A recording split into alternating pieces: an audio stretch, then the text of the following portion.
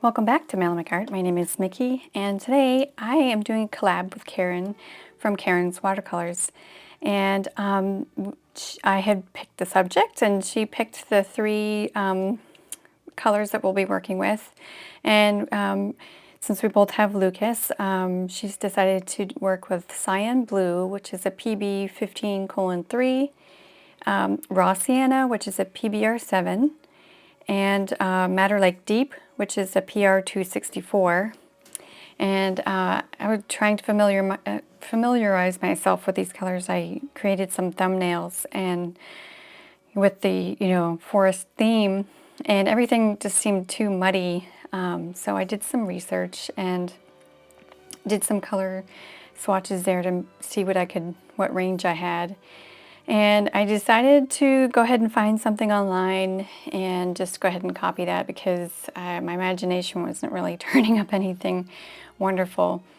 So the color scheme that I was noticing online was more of blue tones and then some green and yellow tones. So I wouldn't need much of the Madder Lake Deep except to create some some muted neutral colors like a black or some kind of neutral tone to get the darks, because these three can be considered kind of a red, yellow, blue primary set, with the raw sienna being the yellow. The only thing I couldn't create was bright violets or strong oranges, but I was getting more of a muted palette, which is completely fine. I'm actually more interested in working with more of a muted palette, so this was perfect. And yeah, so this is how I started. I kind of wanted to get the overall mass tone of the image, which is sort of a focus on the middle, which is the lightest area, and going darker to the edges. And so here I'm just sort of mixing, and I'm sorry about the mixing being off camera. I just completely didn't know that it was off camera there. I thought I was just showing everybody what I was doing. So it makes some really nice pine greens. The raw sienna and the cyan. So I just kind of was going with it, and I was trying to avoid the deer and just leave it white, and I think I went over it once, but I ended up doing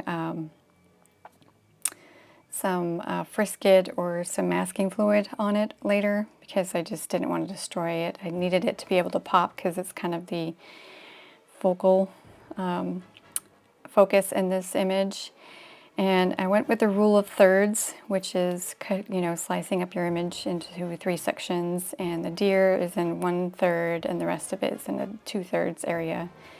So I was hoping that would create some interest for the eye.